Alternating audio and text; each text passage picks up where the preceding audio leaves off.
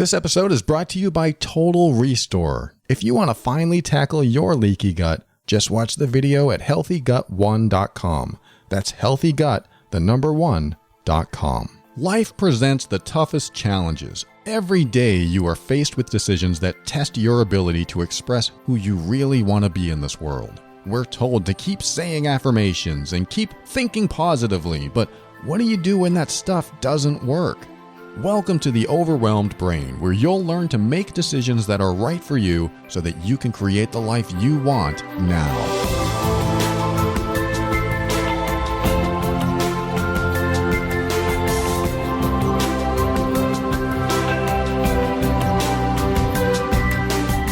Hello and welcome to the show. My name is Paul Coliani and I'm here to help you increase your emotional intelligence so that you can avoid dysfunction, handle toxic situations with grace and ease, and show up as your authentic self.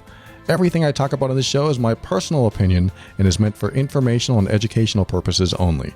Always consult a medical or psychological professional before making any changes that could affect your physical or mental health.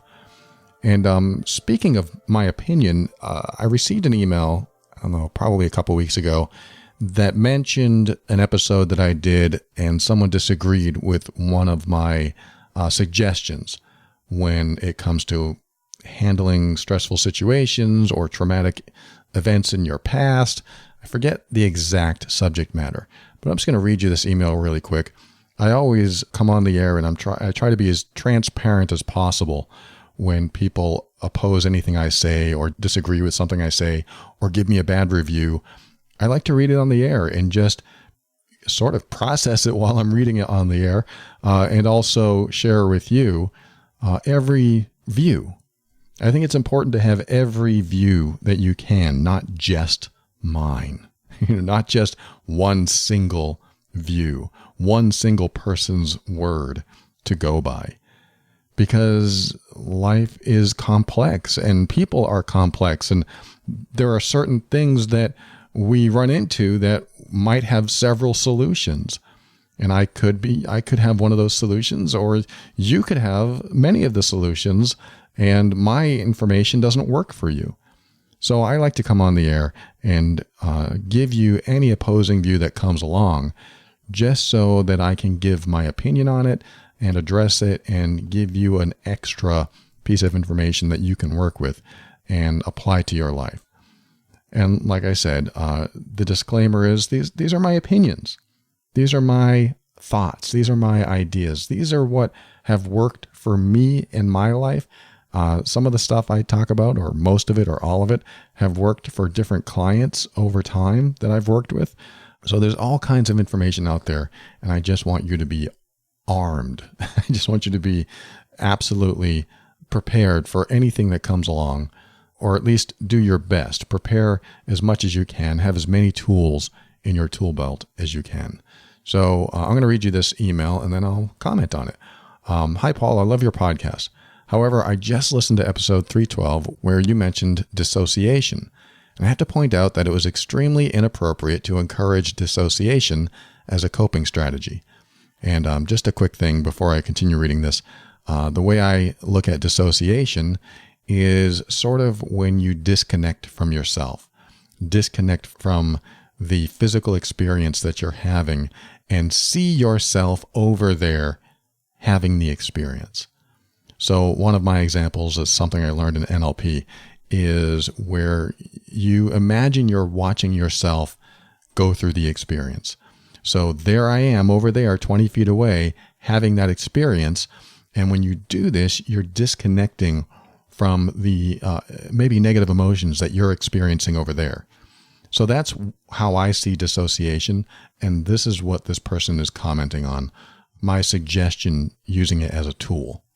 And I'm going to go on and just read this and then I'll comment at the end. Dissociation is maladaptive and is problematic for conditions such as PTSD, panic disorder, and others. It leads to avoidance of a problem and disconnection from one's body, which has serious long-term consequences for physical health and coping with stressors. Evidence-based coping strategies, for example, yoga, breathing exercises, meditation, do the opposite of dissociation. They encourage connection with one's body and presence in the moment. Dissociation occurs naturally in children during times of abuse, for example, because they lack the resources to cope otherwise. But it is not a strategy to be encouraged among adults. It is not easy to regulate, and it does not encourage healthy stress management. This is important to note because I assume that many people trust your advice and gain a great deal from your guidance. Thus, it needs to be sound advice. Aside from this, I love your podcast, and thanks for your great insights. Okay, so that is a great email. This is the kind of stuff I like to receive, saying, hey, Paul, I disagree, and here's why. Because I don't want to give you bad advice. And at the same time, it gives me an opportunity to revisit my thoughts about what message I spread out there to you. And this moment to revisit this is interesting. I never really thought of it this way because I have differing opinions on this. One, she's absolutely right for the most part about when you use that as a coping strategy, that you could actually repress the emotions that you're going through. So let's just say that, okay, I'm using this strategy called dissociation, and I see myself over there dealing with the negative emotions or having a traumatic PTSD flashback or something, and I don't want to deal with that, so I'm going to be over here in this quieter space, safer space, watching myself over there suffer, and I feel better over here. I'm just kind of making up a scenario while that person suffers. Yet, what about tomorrow? Have I processed the emotions? Have I, gone to therapy? Have I talked about it with anyone? Have I done anything else besides dissociate for the time that it was happening? And if I didn't, what happens to those emotions? Are they still there? Are they still inside of me? Well, probably yes. So this is where I agree with this person. Probably yes. Because you haven't dealt with them. They're over there. They're not being processed properly. So in this sense, yes, this can happen. Doesn't mean it always happens, but it can happen. If you're going through something traumatic and you do some sort of dissociation like that, and you see yourself over there, or you imagine you're somewhere else, but you're safe in this space, while that person, you over there, is dealing with it, you may never get an opportunity to process the anger or the sadness or, whatever is happening inside of you at that moment. And if you don't process that, what happens? You carry it with you, and then you're relying on dissociation all the time, and then you can't do it all the time. So suddenly you're having some PTSD episode, and, things get worse from there, and things continue the way they've always continued in your life, and you don't resolve the problem. So yes, this is absolutely 100% possible, and it can and does happen. So I don't disagree with that, and I'm so grateful that this person brought this information up, because I can share that with you and elaborate on something that I didn't talk about before. So thank you. Thank you to the person. I don't have a permission to use her name, but thank you to that person who wrote to me. I appreciate that. That is excellent. Now here's where I'm going to go with it. I'm not going to disagree with it at all, but I'm going to add something to it. I think there are times in your life where dissociation can be very helpful. So this isn't a disagreement. You should still process this stuff. But I look at myself in certain situations I've been in. Let's just say I walk into a room and I'm experiencing heavy social anxiety, and I'm really nervous about what's going on. Do I have an opportunity to slip out and do some yoga or some exercises? Maybe. I could go into the bathroom, or I could go into another room. Can I sit there and meditate? Can I sit there and breathe? Sure, maybe. It's possible, probable, but will it help fast enough? Will it work for me? Maybe. All of these are just tools, and all of these can work. But I myself have tried these tools. I did yoga for a couple of years. I did meditation. I did breathing exercise. I did all of these tools. These are all the tools that we're told over and over and over again. And, they have function, and they have benefits, and they do work, but not always. Sometimes you still can't get past the thing you're going through, whether it's PTSD, whether it's anxiety in the moment, whether it's a stress that you can't deal with in the moment. Sometimes you have these tools and they don't work. Then what? Plus, you may not have time to do some of these things. You might be in the moment, experiencing it now, and you need to get out of that fast. This is personally where I go with it. Again, I'm not disagreeing with everything this person wrote. I think it's spot on. But there's also, this can be a yes and, there's also the idea that if you need it in the moment, it could be very helpful. This is my opinion. This is my disclaimer at the beginning of the show, says always talk to a professional who would absolutely probably disagree with this. And, that's fine. I am okay with that person disagreeing with me here. And I highly encourage you to talk to people smarter than me. Not that I think I'm dumb. I'm just saying there are people that have a lot more education than I do, that have probably studied this for many, many, many more years than I have. I'm giving my own personal history and my experience with clients on how this works. It's absolutely essential, yes, that you do deal with the emotions and any PTSD that you're holding on to and anything that might be coming out in destructive ways in your life. You do have to do that. That is all part of the self-growth and self-improvement path, is that you want to continue improving yourself, which means anything that you're carrying around, you need to process, you need to work on, you need to heal from. And when you're healed from that, then you don't have to rely on all these tools anymore. You have these other tools, yoga, meditation, breathing, and even being in the present moment, practicing presence. These are all ways to connect with yourself, because I believe that is the end result. I do believe the end result where you want to be most of the time, if not all the time, is to be fully present in your body, in yourself. Be connected with you so that you can show up in the world as you, not some dissociated person, which I think the email writer is getting to as well. At least she didn't say this, but if I were to look at my words from that episode, I think it was a few weeks ago, I would probably say the same thing, because I'm looking at this going, there are times that this can be helpful. And then there are times that maybe it's not a good coping strategy, like she says. So I fully support the yes and approach here. Yes, if you have trauma or abuse from your past and you have some sort of PTSD episode today, is it going to be healthy to dissociate instead of deal with it? If you do it all the time, probably not. If you know that you have stuff to work on, and this is kind of where I'm going with this, I've had a lot of stuff to work on in my life, just like you probably have a lot of stuff that you've worked on in your life.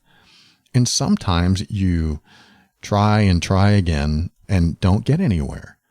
Or you visit the trauma, or you visit the negative emotions or the negative thoughts, and you just don't get anywhere.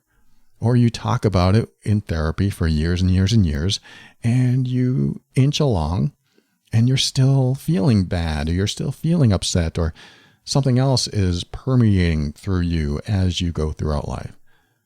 Whereas this could be seen as a quick, temporary fix. Dissociation could be that quick, temporary fix. Hey, look at me over there in the movie theater watching a movie on the screen of my life playing out, of those traumatic events playing out. That's the double dissociation, where I see myself in the theater watching myself on the screen. These are neat, temporary ways to cope. The person who wrote the email may not agree with this, and I'm cool with that. And I want you to discuss this with your personal professional. Do your own research on this and do what works for you. Because this is why I had this show. I try to teach you to do what works for you, not do what I tell you to do. I don't want anyone to go around thinking that I have the only best solution. I don't. I have ideas. I have thoughts. I have random things that just seem to work most of the time. But because I have a big reach and everyone is complex, all of us have complex emotional structures inside us, it's important to understand all the tools at your disposal and figure out which ones work best for you and as always, with the help of a professional. And so the last thing I want to say about dissociation is that it can be very helpful in the moment during the time you're experiencing something in the moment. I wouldn't suggest it if a fire breaks out, because now you have to be in your body and get the heck out of the room. But I would suggest it if there's just something you've been dealing with or you can't figure out how to get out of it, the situation, and you've tried all this other stuff and it doesn't seem to work, or you have an aversion to it. Some people have an aversion to these tools. Some people might get angry if I say, just breathe, just breathe. They might say, I've already tried that. I don't want to just breathe. I'm dealing with this right now. And that's when I might guide someone and say, okay, you know what? Just visualize this for one moment. Imagine you're over there. It takes you out long enough to maybe process some stuff, to think clearly, to get out of perhaps irrational thought. There is benefit to dissociation. And I know what the letter writer is saying about children do this automatically when they're experiencing abuse. My girlfriend did this when she was younger. When she experienced her sexual abuse, she can't remember what she went through because as a child she dissociated. I often found that people that dissociated as children haven't dealt with their trauma and their pain from the past. And this is sort of where I might have a difference of opinion with the letter writer, where as a child, if you dissociate, you could actually repress those thoughts, those memories, those emotions for many, many years, decades sometimes. As an adult who has a choice to dissociate, to see yourself over there and then step back into yourself, it can be a useful tool. But if you try this and it doesn't work, or you've dissociated in the past and that's how you've avoided negative emotions or avoided dealing with problems, then it's time to not dissociate, be fully present, and finally get to some closure or healing with it. And some people can't. I know some people have gone through all their lives with medication and therapy, and I've heard from so many people that have gone through all these different proposed solutions and they've not gotten the help they needed. And something like dissociation might be the very thing that at least gives them a break. And so this is certainly a debatable issue. And certainly I could find more to support the person who wrote the email. I could find more information, more data to support that. And I can also find more data to support my side as well. Not that they're opposing. They're just a tool for use at different times for different things. And it can be helpful to have all the tools at your disposal. And if it's dissociation, great. And if it works, great, as long as you're not repressing or denying what really needs to be worked on in yourself. So there's my little PSA for the end of that. Just make sure that no matter what tools you use, no matter what path you take in life, whenever the negative emotions come up and they're the same ones that you've been carrying around a while, do yourself a favor. Try to address them. Try to process them. Try to work on them. Of course, use shows like this. Of course, see a counselor or a therapist. Of course, talk to your best friend. Use all the tools that you have available to figure out what works. Because I've seen way too many people just continue going along the same path and things just don't work. If the thing isn't working, try something else. If that thing doesn't work, try something else. I've had people write to me that say, I did Reiki, I did energy healing, and my years of trauma that I've been carrying around for 20 years, 30 years were gone. And I'll hear from someone who needs the scientific data and says, energy healing? What? You can't suggest energy healing. And I'll say, look, whatever works for that person is what worked. And if they're happy and they don't seem to be repressing and they don't seem to be acting the same way they used to be, and they don't seem to be in denial, and they're genuinely happy, what better outcome could you ask for? And so there's a lot of opposing opinions out there, and this is one of them. And like I said, I agree with most of what she said, and I have my own as well. And she probably has many more opinions about what works and what doesn't, and so do you. And you're brilliant, and you can figure this out as well. You can work on this. You can do this. Whatever you're dealing with, whatever you're struggling with, whatever negativity you're still holding on to, remember, holding on to it is just not good for you. It really isn't. holding on to the negativity, holding on to that pain from the past, holding on to the hatred you have for that person or the guilt you feel about what you did, holding on to any of that stuff and carrying it forward with you only slows you down and keeps you inhibited from creating the best life you could possibly have and moving out of that space and into a newer, feeling better space is a great goal to move toward. I think that's what almost everyone listening is trying to do. Move toward feeling better, having a better life, having better relationships, creating better circumstances and creating a better environment for themselves, staying away from the toxicity so that you can wake up every morning and go, this is going to be a great day. That's the goal, right? We want to wake up every morning and just feel like this is going to be a great day. At least that's my goal. May not be yours. I hope it's something close to it, though. We'll be right back.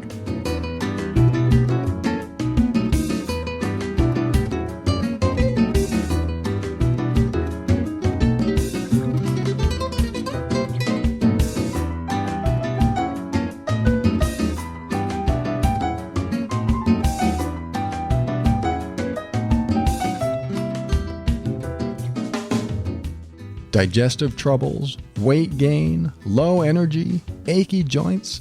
If you've been struggling with any of these, Dr. Stephen Gundry says you're not alone, and he knows the real cause. Dr. Gundry is one of the most famous and well-respected diet experts in the world, and he says that most of these problems aren't about lack of exercise or even genetics. The real cause is leaky gut. Leaky gut happens when you eat certain foods that contain lectins, which are tiny little particles that tear holes in your digestive tract. These particles then wreak havoc on your insides, causing poor digestion, fatigue, achy joints and muscles, brain fog, and even worse health issues. So what's the solution? Well, you just need to know a few foods to avoid, and Dr. Gundry has made a free video describing exactly what they are. People who watch the video have reported more energy, smoother BMs, slimmer waistlines, and a stronger, healthier body. If you want to finally tackle your leaky gut, just watch the video at healthygut1.com. That's healthygut, the number 1.com.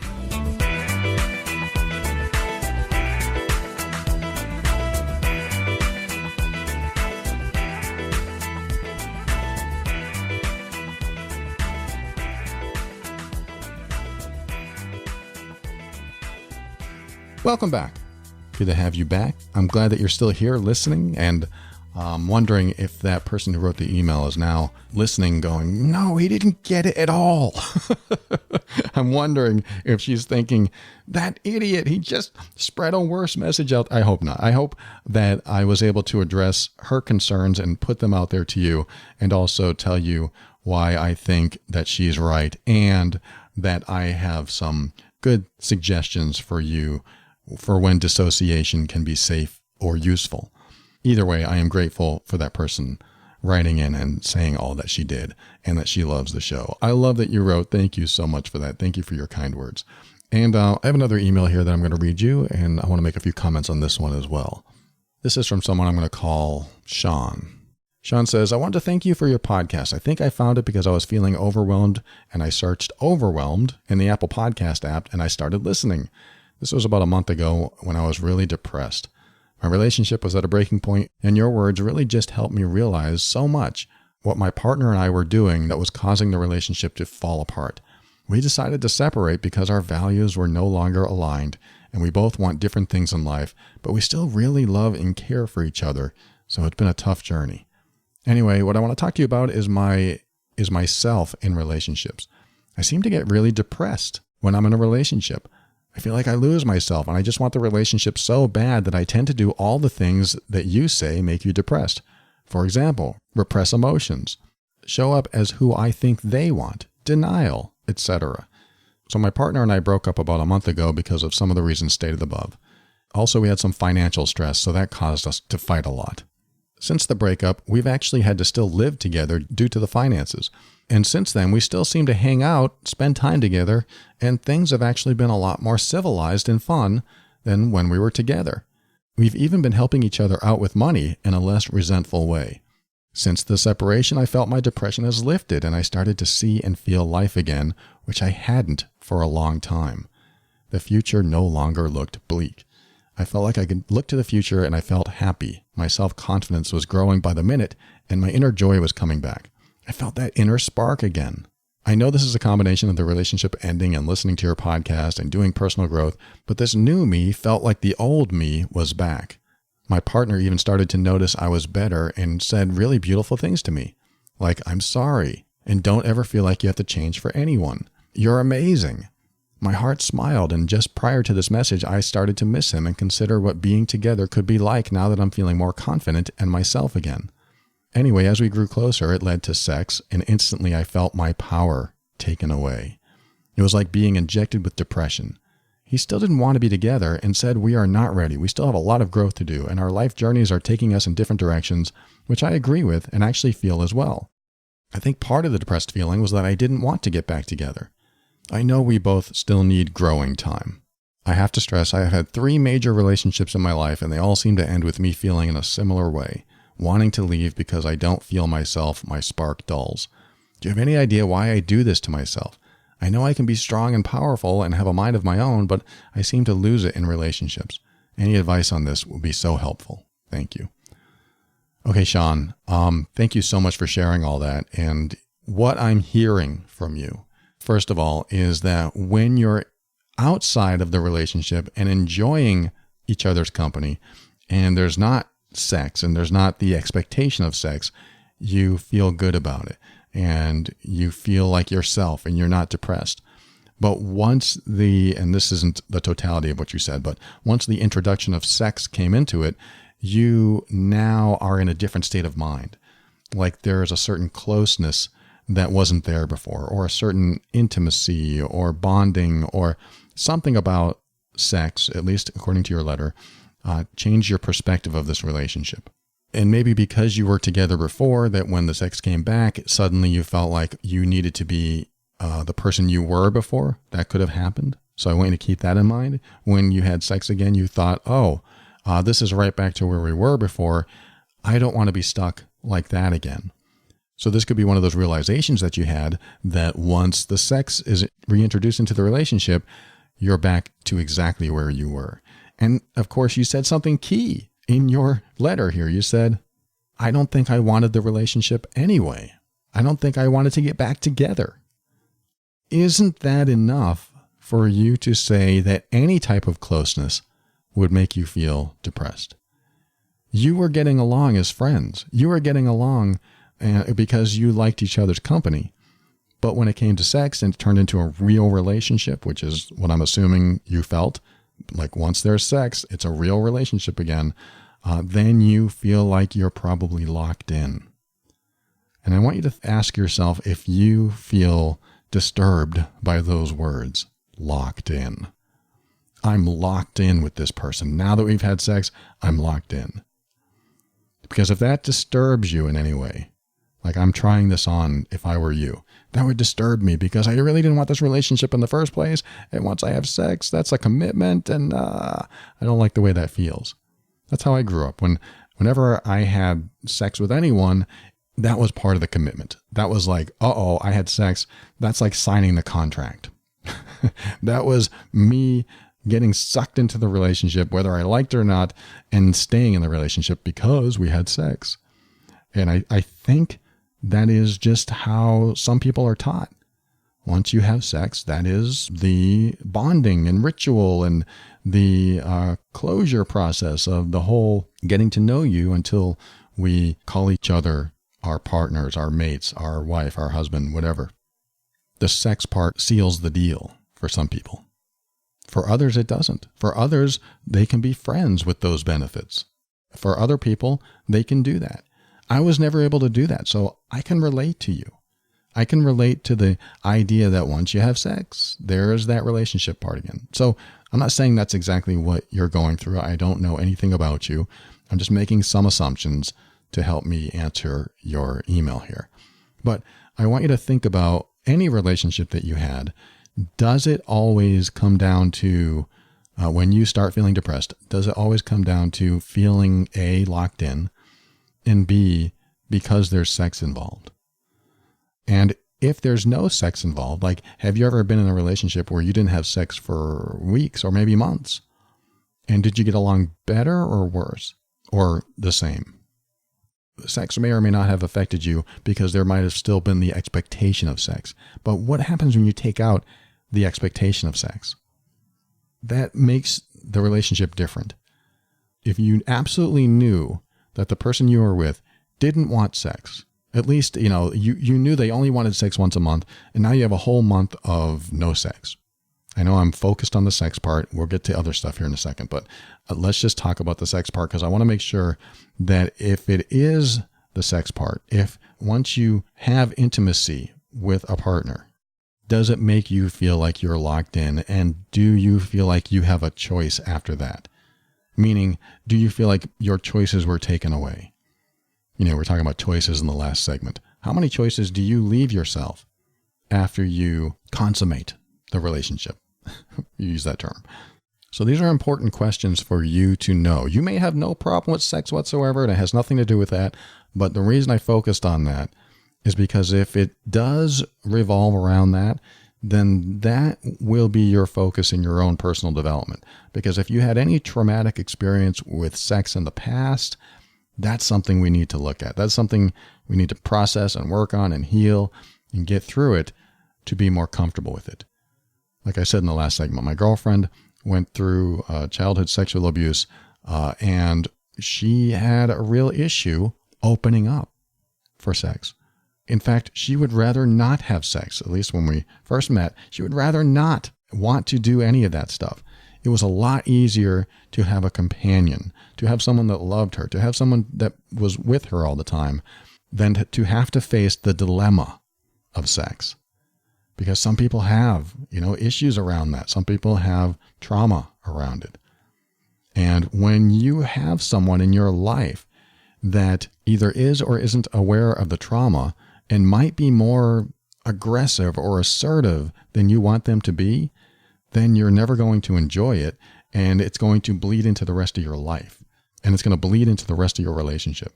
And you will carry around a certain anxiety or fear about the sex, and you can't enjoy your relationship. And so what do? You start repressing the negative emotions because you want to enjoy the relationship, and as you repress, you get depressed. And this is what you're talking about. Like, I did all the signs that what happens when I get depressed. I started repressing the emotions. Well, it might be around sex, or it could be around something else. Again, I'm making the assumption here that sex was a trigger for you in some way, but it may not be. I don't have enough information, but I'm saying this for the benefit of anyone listening. If you have any sort of fear or trauma around sex, it gets into your entire relationship, because you're either anticipating it in a negative way, expecting your partner's going to want it and you don't, or you do want it, but you're afraid of it, or you have trauma around it, or your partner's assertive or aggressive and you haven't addressed it. All these elements of fear and trauma around sex, it permeates your entire relationship, and it can and it will cause depression. So you just have to work on that if that's the case. You definitely want to talk to your partner about it. This is the part of a relationship that so many people don't talk about, and they just hold on to it. They just hold on because I shouldn't have any fears around sex. I should be able to do this. This should be easier than it is. That's what we do to ourselves sometimes. That's what I did for a long time. This should be easier than this, so I'm not going to talk about it because I'll feel stupid talking about it. It does require you being vulnerable. With sex, there's so many couples that don't want to discuss it, especially when there's a problem in the bedroom. But it's so vital if you want to improve your entire relationship, if you have any fear or trauma around sex, that you need to talk about it.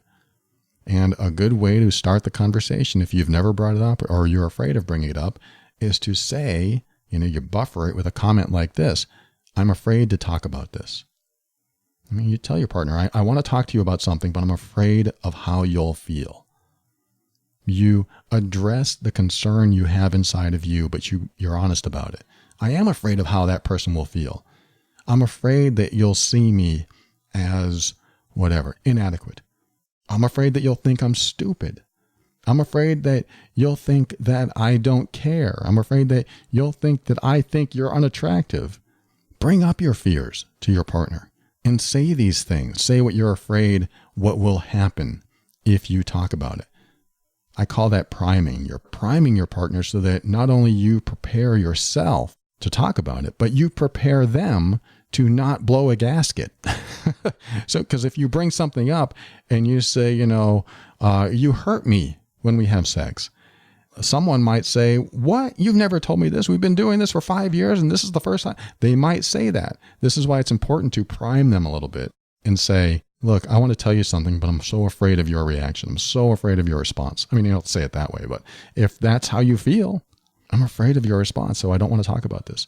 It primes them. And if they realize, wow, this person that I'm with fears my response, you know what they're going to do? They're going to be super observant and hyper aware of their own response from that point on. And I'm 99% sure they're not going to fly off the handle. They're actually going to be empathetic.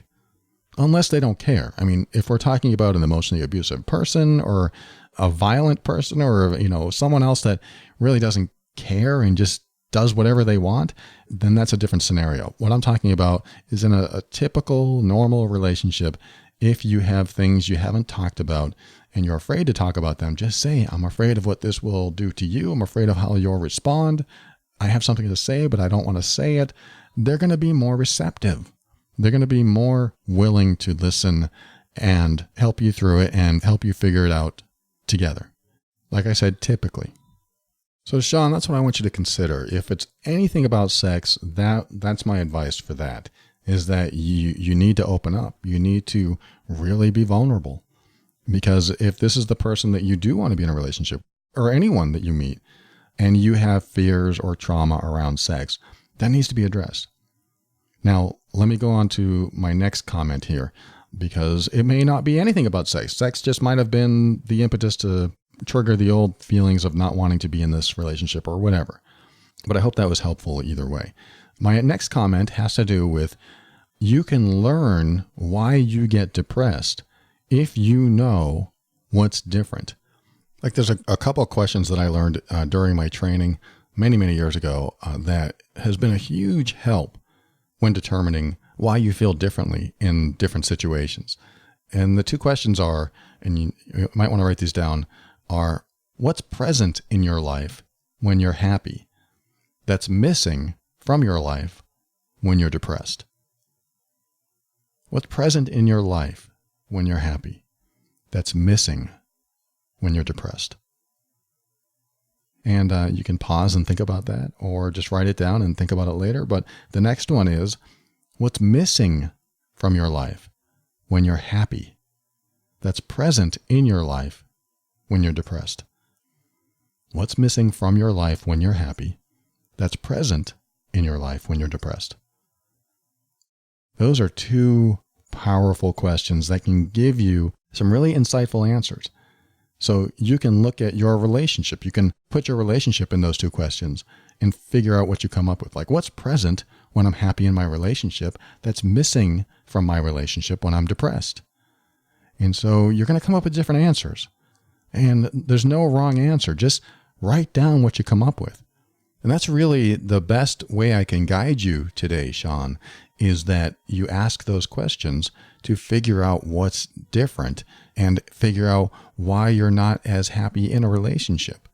And of course, you could have relationship trauma. You could have family trauma when you were in childhood, that you saw your parents fight and you remembered them fighting, and you bring that feeling that you had as a child that you wish they would just stop fighting and they would be maybe better off not being together. Who knows what thoughts you had back then, and you brought it into the present. I mean, that's another thing that you can kind of explore here, is that when you start feeling depressed, you ask yourself, when did I first feel this way? Was it in childhood? Was it when I was older? Was it when I was in my first relationship? When did I start feeling this downward spiral, or whatever you want to call it, that brought me into this depressed state? Because depression can come from not addressing something that happened to you in the past. So I'm sure there's so much more to explore inside yourself, Sean, but I think it's vital to understand the differences between how you feel before you had sex and after you had sex, or if it wasn't about the sex, while you were in the relationship, as opposed to while you were going through the breakup phase or you weren't necessarily together. Understand the differences so that you can pinpoint exactly what's causing you to feel the way you do. Thanks for joining me today. I hope this helps. We'll be right back. I'll say some thank yous and my final words after this.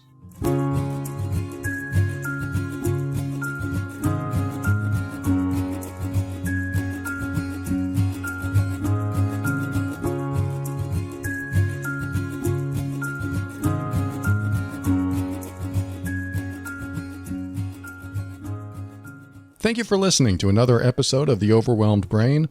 I want to thank our sponsor, Total Restore. Head over to healthygut1.com and check out the video. Maybe it'll change your life.